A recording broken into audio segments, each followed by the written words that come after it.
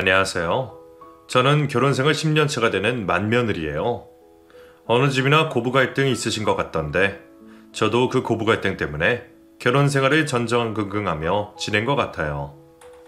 집안에서 시부모님이 제일 높은 어른이잖아요. 며느리인 제가 맞추면서 사는 게 도리이지만 쉽지만은 않은 일이었어요. 그것 때문에 위험이 심해져서 위궤양까지 왔으니 제 몸 상태로도 어느 정도 심각했는지 예상이 되시죠? 남들에게 편하게 말하지 못하는 제 결혼생활 이야기를 해볼까 해요. 남편을 처음 만난 건 친구들과의 술자리였어요. 술을 별로 즐기지 않기에 모임에 가도 한두 잔만 마시거나 음료수로 대체하는데 그날은 저도 기분을 내고 싶었는지 술을 제법 마시게 되었어요. 그러다가 2차로 간 술집에서 친한 친구가 불러낸 사람이 제 남편이에요. 원래는 제 친구가 사귀는 사람의 절친이었어요. 둘이 같이 있다가 불러내자 동행하게 되었고 그곳에서 저와 만나게 되었어요. 마치편 자리에 앉은 탓에 자연스럽게 얘기를 많이 나누게 되었고 술에 취해서 그런지 그 사람과의 대화가 정말 즐거웠어요. 저희는 서로에게 끌렸고 자연스럽게 연인이 되었어요. 그리고 3년 뒤 결혼까지 약속하게 되었습니다. 당시 남편은 중소기업에 저는 대기업에 다니고 있어서 연봉이 제가 더 많았어요. 차도 없어서 주로 지하철과 택시를 타고 다녔고 멀리 데이트를 갈 때는 제 차를 타고 다녔고요. 데이트 비용도 서로 번갈아 가면서 냈고 비싼 선물은 한 번도 안 해줬지만 마음이 참 따뜻한 사람이었어요. 데이트할 때마다 꼭 저를 집까지 데려다 줬고 아들이 없는 저희 집에 일이 있을 때는 자기가 와서 팔 걷어붙이고 부모님을 도우며 아들 역할도 마다하지 않았어요. 재원이는 너는 어쩜 이렇게 싹싹하니? 우리 희원이보다 더 딸 같다. 엄마, 왜? 네가 없는 말 했니? 재원이 같은 아들이면 딸간지 집 하나도 안 부럽겠구만. 아닙니다, 어머니. 희연이가 더 섬세하고 애교도 많습니다. 우리 재원이는 마음도 어찌나 이쁜지. 꼭 우리 집에 장가와야 한다, 알았지? 엄마. 네, 꼭 장가 오겠습니다, 어머님. 저희 엄마는 남편을 처음 인사시킬 때부터 좋아했어요. 취미삼아 관상학을 공부하고 계셨는데 재물이 많고 다복한 상이라면서 저한테 복이 되는 사람이라고 했어요. 남편이 워낙 살갑게 구니까 엄마도 그걸 좋아하시기도 했고요. 나보다 연봉이 적은데 엄마의 관상은 전혀 맞지 않는다고 웃었는데 결혼하기로 하고 시부모님께 인사를 가면서 그게 아니라는 걸 알게 됐어요. 예비 시부모님께 인사를 하러 갔던 날은 아직도 선명하게 생각이 나요. 시부모님이 집으로 저를 초대하셔서 그날 엄청 긴장했거든요. 과일 바구니를 준비해서 인사를 갔는데 집을 보고는 너무 놀라버렸어요. 여기가 재원씨 집이야?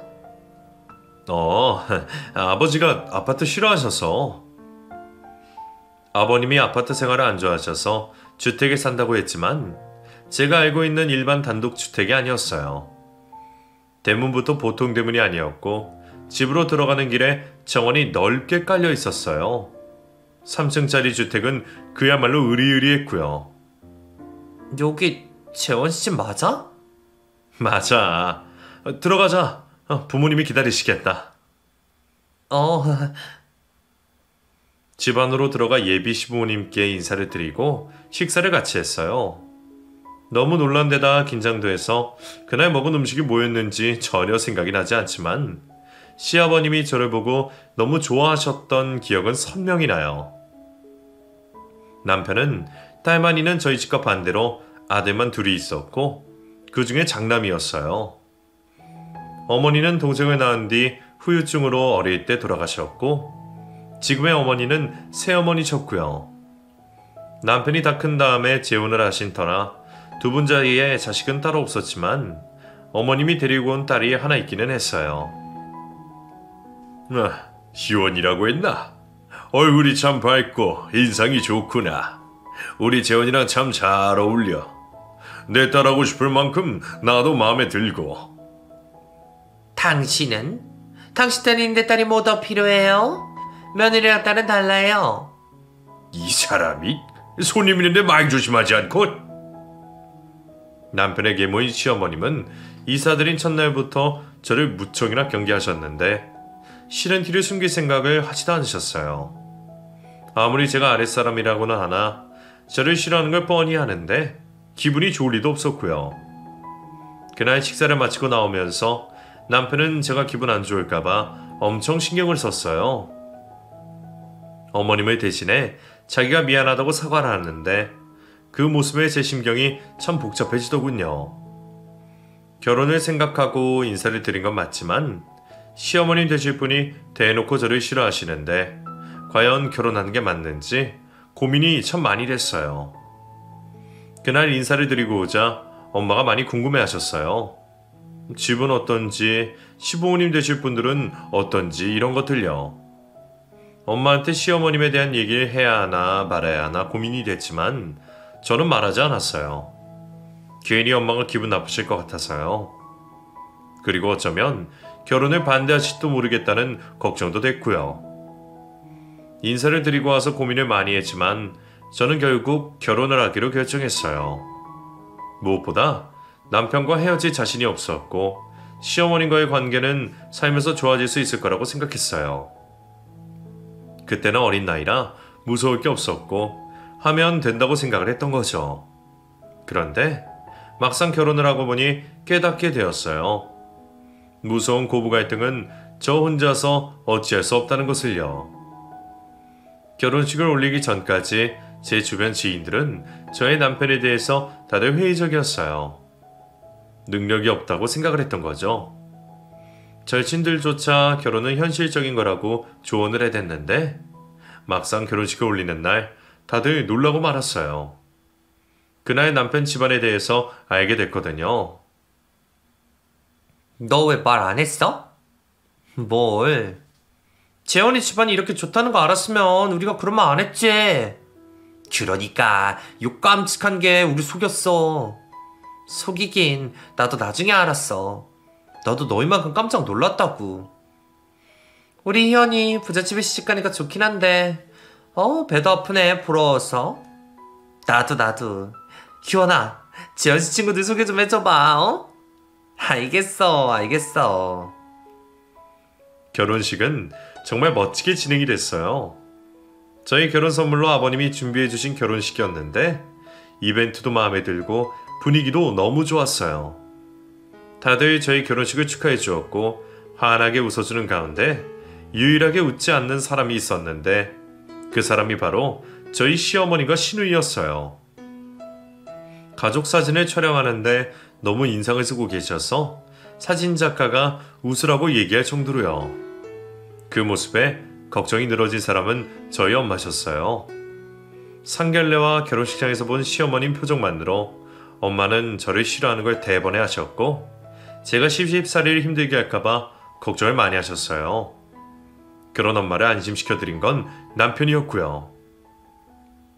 어머님, 걱정 마십시오. 제가 잘하겠습니다.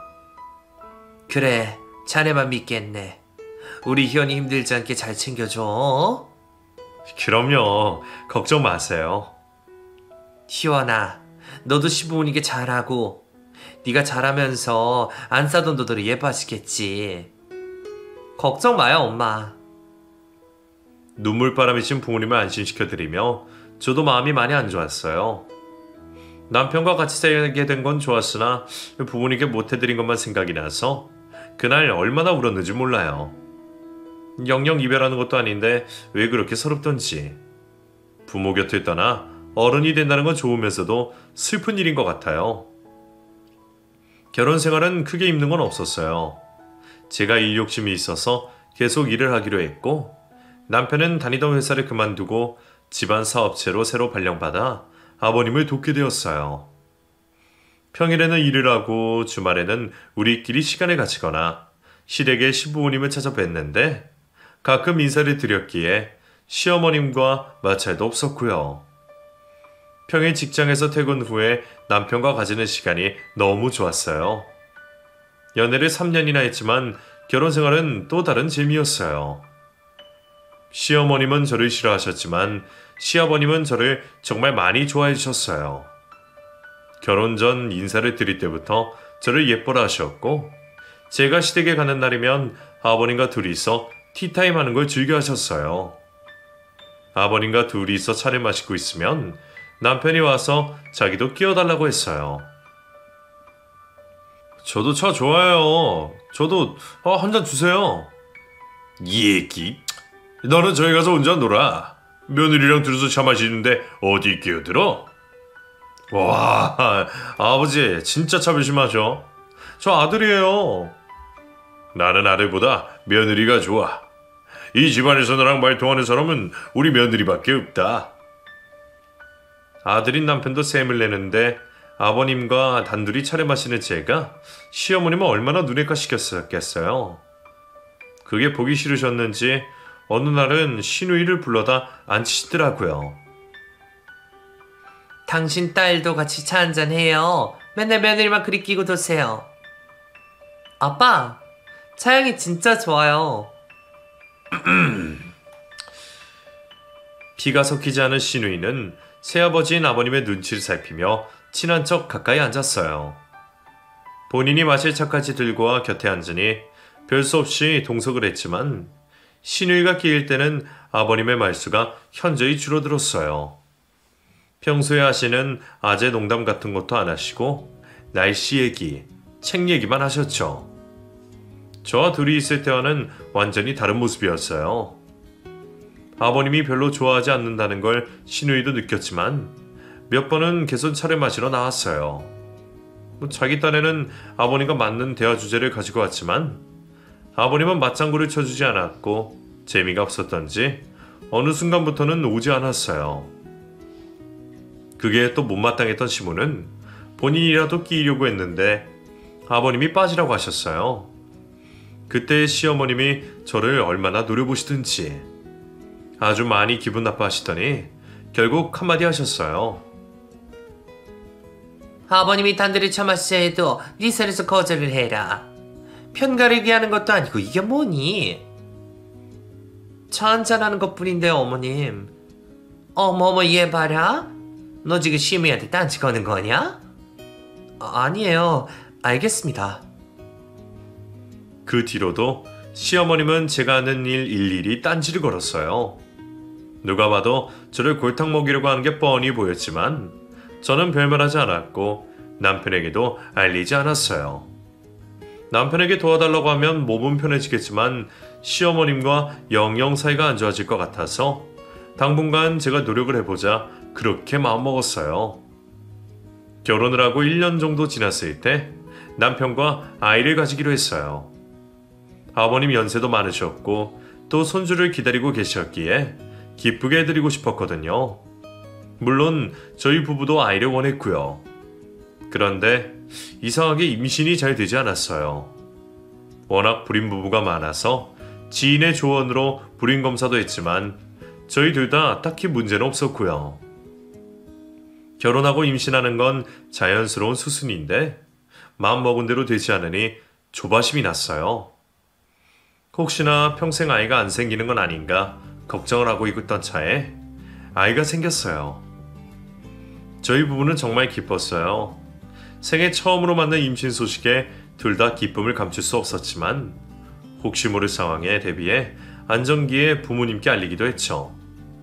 그런데 끔찍한 일이 벌어졌어요. 임신 8주 정도 됐을 때 그만 유산을 하고 말았어요.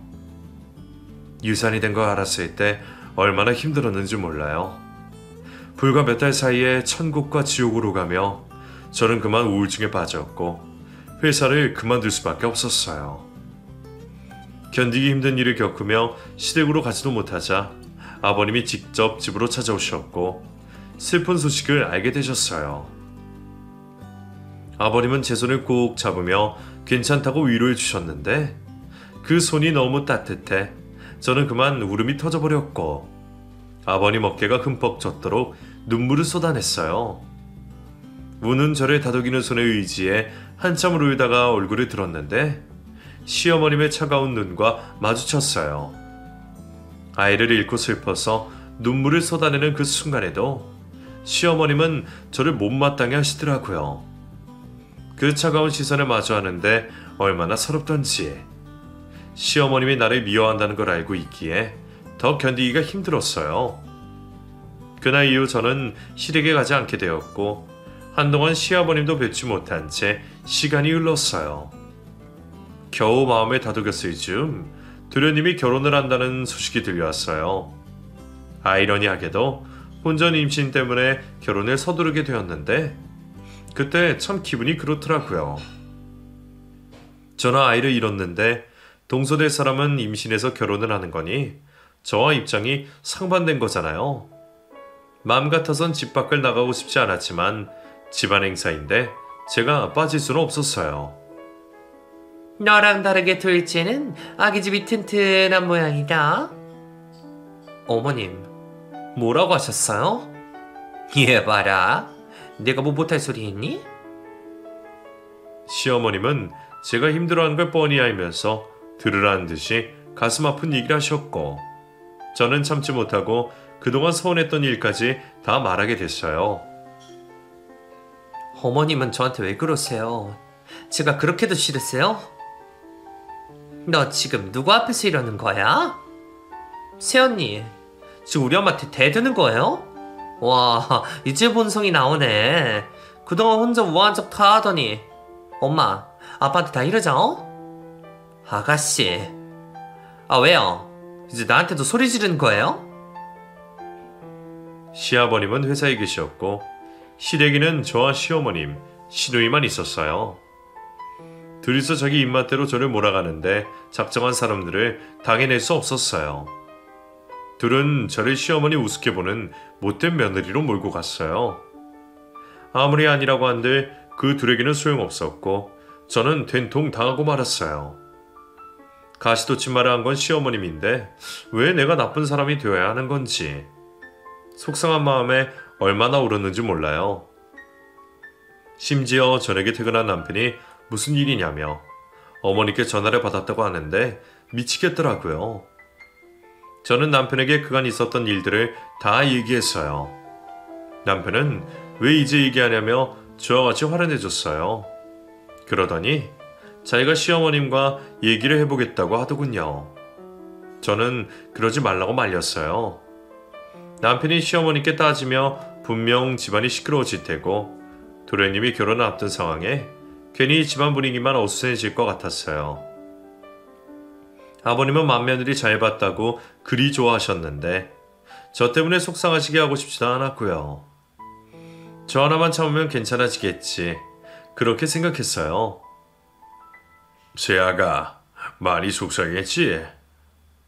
아버님, 그게 무슨 말씀이세요?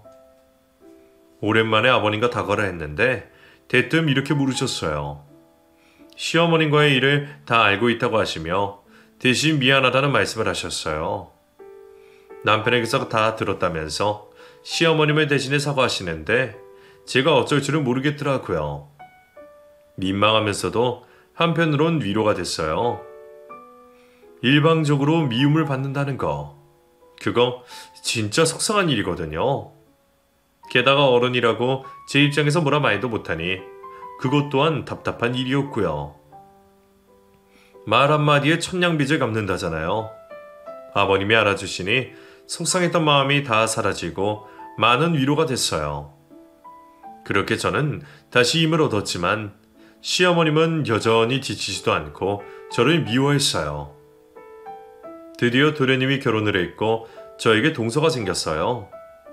임신 5개월 때 결혼 생각을 해서인지 동서를 만날 때마다 임신한 배가 더 커져 있었어요.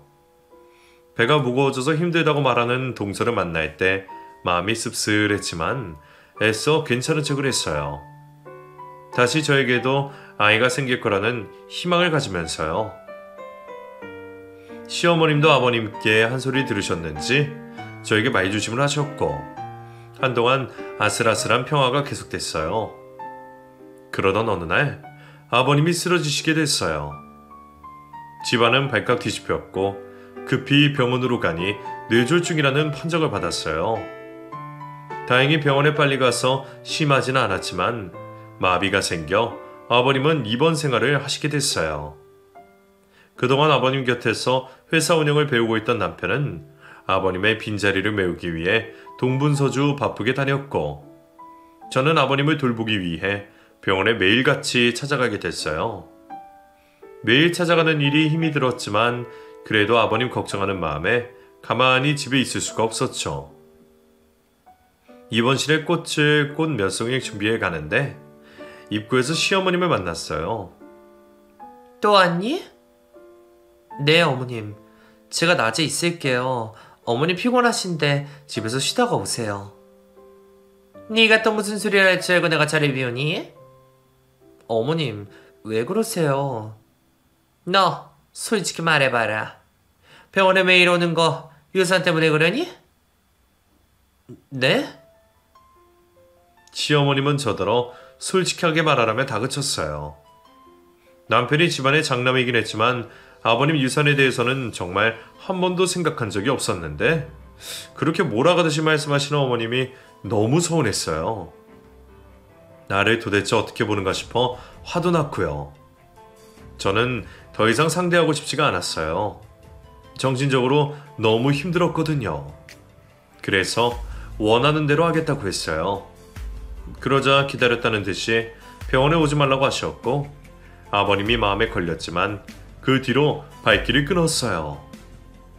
남편에게 듣기론 제가 발길을 끊자 시모의 딸인 시누이가 작정하고 병실을 지킨다고 하더군요. 속셈이 빤히 보이는 짓이었지만 상대하고 싶지 않았어요. 그 두 사람에게 엮이면 너무 힘들어 피하는 걸 선택했죠. 대신에 아이를 가지는 일에 힘써보기로 했어요. 우선 몸이 건강해야 할 것 같아 운동도 하고 식단도 챙기며 남편과 제 몸을 돌보기 시작했죠. 오전에 한창 운동을 하고 있는데 전화가 왔어요. 시어머님이었고 받기 싫었지만 받아야 했어요. 억지로 받고 나니 저더러 병원에 오라는 말을 했어요. 아버님이 저를 찾는다면서요. 놀라서 병원으로 갔더니 아버님이 저를 보며 말씀하셨어요. 네 얼굴을 보니 이제 밥맛이 난다. 이봐, 밥 갖고 와. 네, 알겠어요. 아버님은 제가 병원에 발길을 끊자 식사를 점점 못하시게 됐다고 하시며 저더러 매일 병원에 오라고 하셨어요. 시어머니가 시누이는 오지 말라고 하시면서요. 다 같이 있는 자리에서 그렇게 말씀하셔서 깜짝 놀랐고, 시어머님은 서운하다며 말을 했어요. 하지만 아버님은 듣지 않으셨고 병실에서 나가라고 하셨어요. 시어머님과 시누이는 못마땅해 하며 어쩔 수 없이 병실에서 나가더군요. 저 둘이 같이 있으면 내가 마음이 편하질 않아. 그래서 입맛도 없고. 네가 와주면 좋겠다. 나는. 알겠습니다, 아버님. 내가 무리한 부탁을 하는 건 아니지? 전혀요. 그런 말씀 마세요. 그날부터 제가 병실을 지키게 됐어요. 밤에는 간병인이 지키고 낮 동안에는 제가 아버님 수발을 들었어요. 처음에는 마비 때문에 제대로 걷기도 힘드셨는데 몇 달이 지나자 상태가 많이 좋아지셨고 혼자 걸을 수도 있게 되셨어요. 의사도 회복이 빠르다고 할 정도로 많이 좋아지셨어요.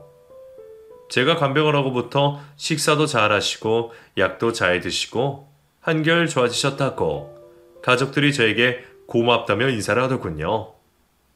얼마 전에 출산한 동서도 갓난쟁이를 안고 와 저에게 인사를 했는데 동서 품에 안긴 아기가 너무 예뻐서 눈을 뗄 수가 없었어요. 그 작은 아이가 어찌나 예쁜지 천사가 따로 없더라고요. 아이에게 시선을 떼지 못하고 있자 시어머님이 또 속을 뒤집는 얘기를 했어요. 둘째야, 얼른 아이 챙겨라. 네 형님 눈빛이 정상이 아니야. 그러다가 아기 달라고 하겠다. 네? 어머님. 진짜야? 네 형님은 아기 못 가지잖아? 사람이 너무 갖고 싶으면 무슨 짓을 할지 몰라. 어머님. 이게 또 소리 지르네. 너 요즘 간병한다고 기고만장하지, 어? 해도 너무한다는 생각이 들었어요. 저를 그런 식으로 몰아가다니.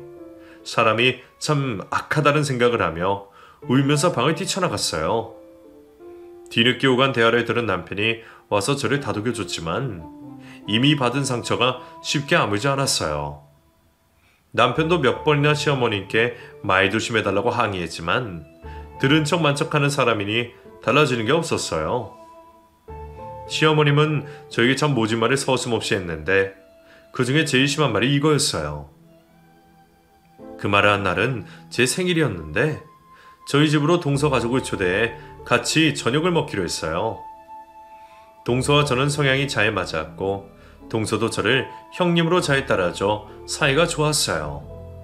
그래서 같이 저녁 한 끼를 먹어야겠다는 생각에 그리했는데 한창 밥을 먹고 있을 때 시어머님과 시누이가 들이닥쳤어요. 우리만 쏙 빼놓고 자기들끼리 밥 먹지? 오빠들, 나 정말 서운해. 아직도 나를 가족으로 생각 안 하는 것 같아? 남편과 시동생은 시누이의 말에 당황했고 저와 동서도 놀라서 급히 자리를 만들었어요. 시어머님은 제가 앉아있던 자리에 앉으셔서 식사를 하기 시작했어요. 한창 먹는데 집중을 하더니 시누이와 일어나서는 저와 동서를 향해 한마디 했어요. 집안의 기강이 다 무너졌어. 내가 걱정이 이만저만이 아니다. 너희는 집안에 어른이라고는 없니? 아버지가 집을 비우시면 당연히 내가 어른이지. 어머니, 왜 그러세요? 첫째 아들은 나서지 마. 자네가 자꾸 그러면 내가 뭐가 되나? 어머님, 죄송해요. 오늘은 간단히 저희끼리 식사하는 자리에 또 나서지. 예전부터 느끼는 거지만 너는 너무 나서는 게 문제야. 심이가 많은데 어딜 끼어들고. 분위기는 순식간에 싸해졌어요. 시어머님과 시누이는 곧 집을 나갔고 제 생일은 그렇게 엉망이 되어버렸어요.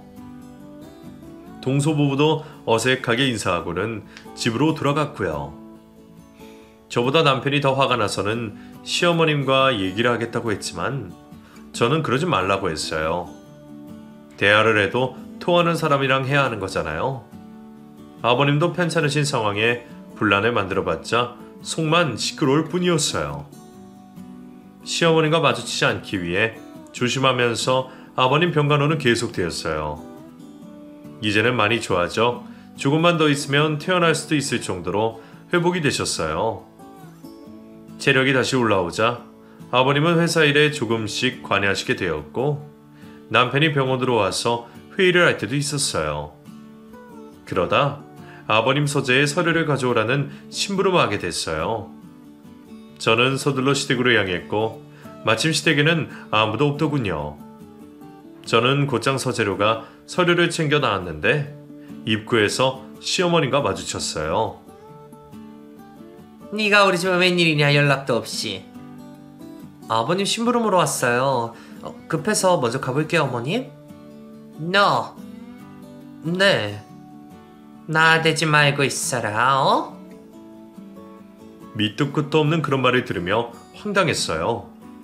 왜 나한테 저런 말을 하는 건지 무슨 뜻으로 하는 건지 진짜 이해가 되지 않았지만 따지기도 포기해버렸어요. 결혼해서부터 계속되는 일방적인 공격에 더 이상 대응할 가치도 못 느끼게 됐거든요. 기분이 나빴지만 애써 무시하고 병원으로 다시 갔어요. 그리고 안 좋은 기분을 빨리 잊어버리려고 애썼고요. 그런데 그 다음날 시어머님이 시댁으로 호출을 했어요. 저뿐 아니라 동서까지요. 무슨 일인가 싶어 가보니 시어머님과 시누이가 서슬퍼런 표정으로 저를 쳐다봤어요. 그러곤 곧 본론을 말하는데 정말 어이없는 말을 하는 겁니다. 아버님이 해주신 금팔찌가 없어졌다. 분명히 지난주에 내가 꼈는데 오늘 보니까 없어. 니들 중에 분명히 아는 사람이 있을 것 같아서 불렀다. 저는 어머니 팔찌를 본 적이 없어요. 저도 몰라요 어머님. 저와 동서는 금팔찌의 행방에 대해서 모른다고 말했어요. 그랬더니 노발대발하면서 저에게 손가락질하는 겁니다. 그 팔찌가 자그마치 금 20돈으로 만든 거야. 그게 팔이 달려서 혼자 어디 갔다는 거니? 첫째 너 어제 분명히 우리 집에 왔다가 갔잖아. 얼른 사실대로 말해. 어머님, 저는 아니에요. 엄마, 내가 어제 봤어. 어제 세연이가 분명히 엄마 방에 들어갔다가 나왔다고. 사실과 다른 말을 하는 신우이의 말에 저는 너무 놀랐어요. 어이가 없어서 쳐다보니 부끄러운지도 모르고 계속 거짓말을 해대는 겁니다. 아가씨, 그게 무슨 말이에요. 어제 제가 왔을 때 아가씨 집에 없었잖아요. 있었거든요? 언니가 수상짓 하길래 숨어서 보고 있었지. 말도 안 되는 소리에 저는 신우이에게 따지려고 했어요. 그때 시어머니가 갑자기 소리를 치는 겁니다. 이년이 도둑년이네. 못 배운 년. 어디서 이런 게 우리 집안에 들어와서는. 너 이실직고 해? 라고 하면서 제 머리를 잡고 쥐어 흔들기 시작했어요. 곁에선 동서가 놀라서 말리고 저도 소나기에서 벗어나려고 했지만 손에 힘이 얼마나 센지 벗어날 수가 없었어요. 그때 남편과 시동생이 집으로 들어왔고 남편이 나서서 겨우 벗어났어요. 어머니, 너무하신 거 아닙니까? 이 사람한테 대체 왜 이러세요? 첫째는 나서지 마. 지혜가 잘못해서 이러는 거니까. 이 사람이 뭘 잘못했는데요? 내 금팔찌를 훔쳐갔다고 오전했니? 소리 지르는 시모의 눈은 정상이 아니었어요. 신우이와 같이 제가 도둑이 맞다고 몰아가는데 그 모습이 귀신이 시익이라도 간 것처럼 무서웠어요. 남편이 시어머님을 가리고 서 있었지만 저는 그 자리를 피하고 싶어 뒷걸음질 치는데 시모와 신우이가 저를 잡으려고 달려들었어요. 저는 이러지 말라고 소리 지르고 있는데 동서가 갑자기 소리를 꽥 질렀어요. 잠깐만요. 우리 이러지 말고 CCTV 봐요. CCTV라니. 그런 게 어디 있어? 동서의 말에 모두 일순간 정지 상태가 됐어요. 시댁에 CCTV를 달아놓은 줄 전혀 모르고 있었거든요. 동서는 핸드폰을 꺼내면서 말을 했는데 몇 달 전에 시댁에 오는 도우미가 살림에 손을 대는 것 같았고 해서 동서가 CCTV를 달았다고 했어요. 너 언제 그런 걸 달았다는 거냐? 어머님 그때 아가씨랑 여행 가셨을 때 달았어요. 어머님이 그러라고 하셨잖아요. 기억 안 나세요? 동서는 그때 일을 설명하면서 시어머님의 허락까지 받은 정황들을 설명했어요. 당시 여행을 간 시모가 주변이 시끄러워서 그냥 대충 알았다고 했던 게 바로 이 CCTV를 설치한다는 얘기였던 거예요. 동서의 말을 들으면서 신우이가 갸우뚱하며 물었어요. 엄마, 나랑 여행 간 적 있어? 어? 그게 저번에 갔잖아. 기억 안 나니? 언제? 나 올해는 엄마랑 어디 같이 간 적 없는데? 이상하네. 왜 나는 기억이 안 났지? 신우이의 얘기를 들으며 우리 모두 시모의 얼굴을 쳐다봤어요. 우물쭈물하며 맞다고 하는데 목소리에 확신이 없었어요.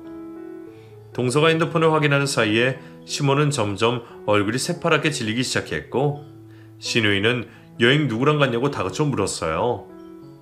그 둘을 보면서 이상하다는 생각을 하고 있는데 CCTV 어플을 열어서 확인을 하던 동서가 놀란 표정을 지었어요.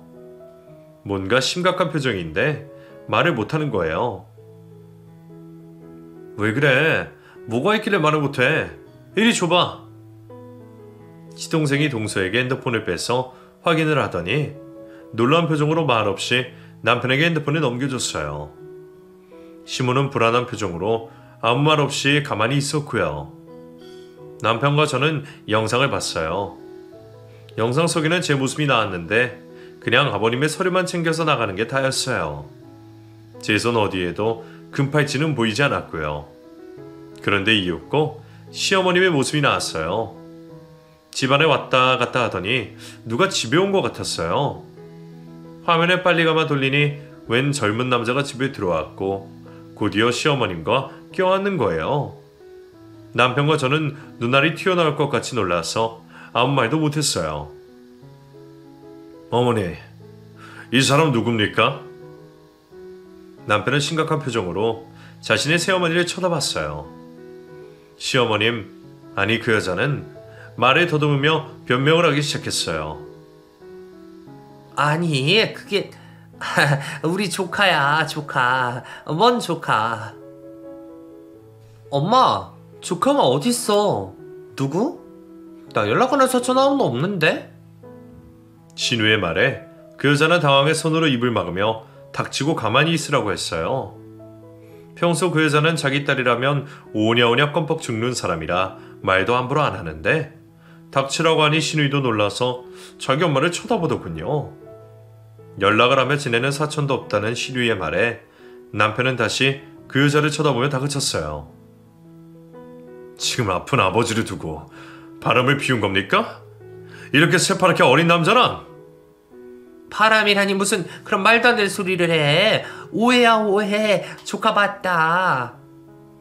그 여자는 끝까지 조카라며 바람이 아니라고 발뺌을 했지만 CCTV 영상은 다른 말을 했어요. 영상 속 두 사람은 점점 노골적으로 껴안더니 곧이어 안방으로 들어가 버렸거든요. 안방에 둘이 가서 무슨 짓을 할지는 말하지 않아도 예상할 수가 있었어요. 우리 모두 경악을 했고 그 여자는 얼굴이 벌개졌어요. 그 여자 딸도 놀라서 입을 다물지 못했어요. 남편은 화가 나서 소리를 질렀어요. 아버지가 병원에 입원해 있는데 외간 남자를 집안에 끌어들이는 것도 모자라 안방에까지 같이 들어간 이유가 뭐냐고 해명을 하려며 소리를 쳤어요. 그 여자는 아무 사이도 아니라고 계속 변명했지만 끊임없이 돌아가는 영상은 곧이어 안방에서 두 사람이 나오는 장면에 비춰줬어요. 옷도 제대로 걸치지 않은 채 집을 돌아다니는 두 사람의 모습은 보통 사이가 아니었어요.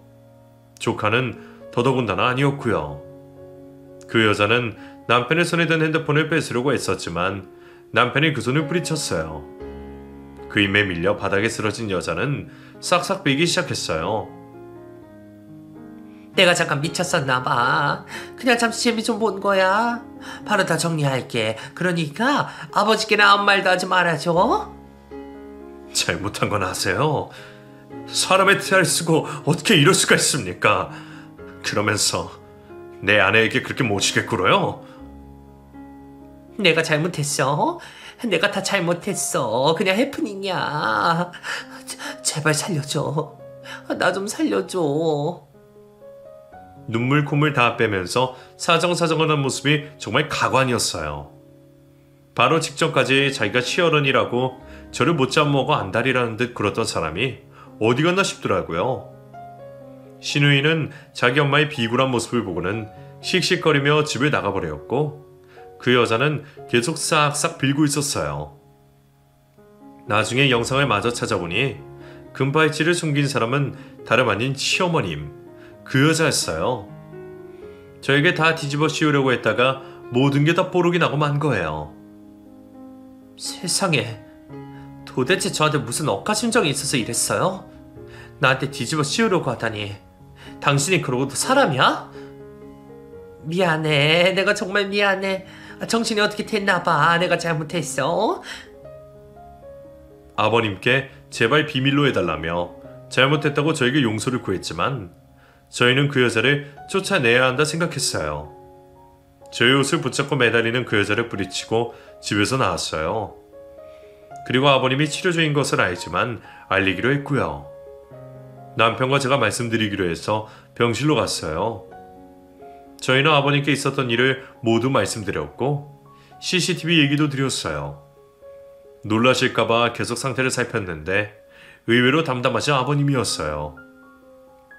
알고 봤더니 그 여자가 외도하는 걸 아버님도 알고 계셨던 거예요.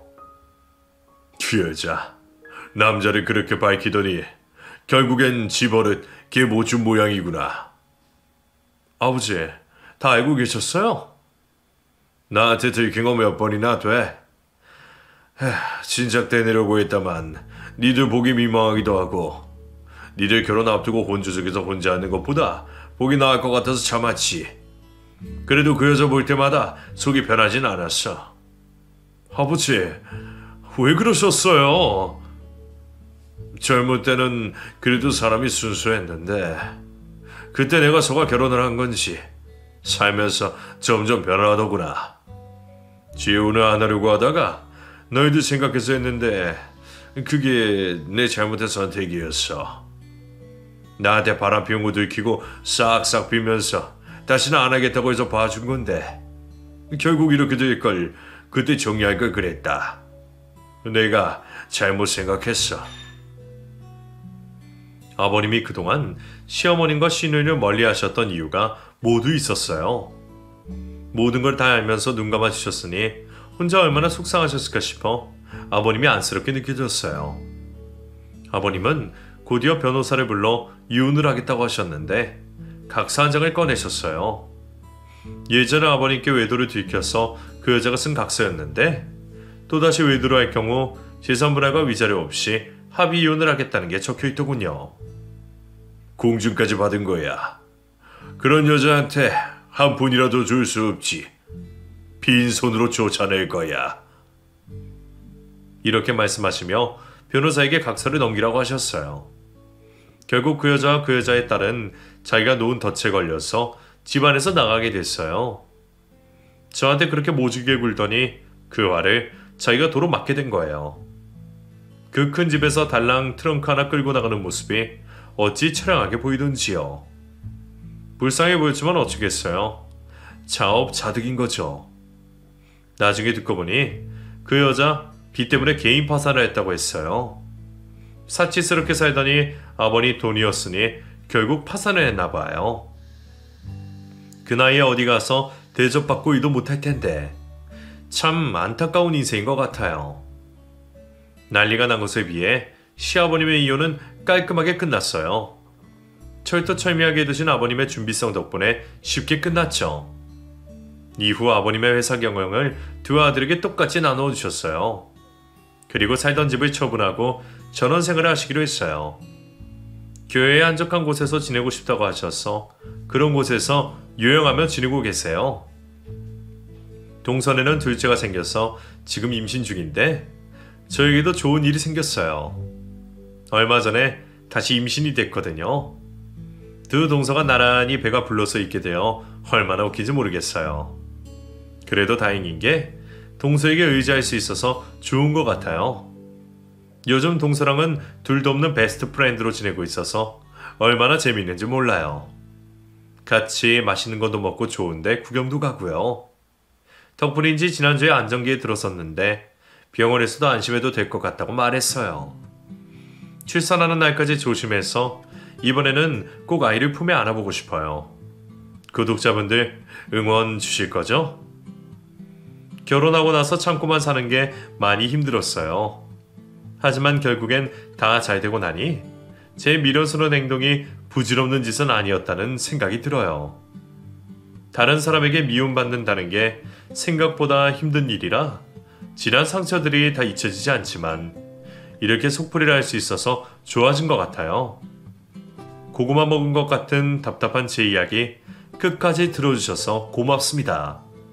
추운 날 건강 조심하세요.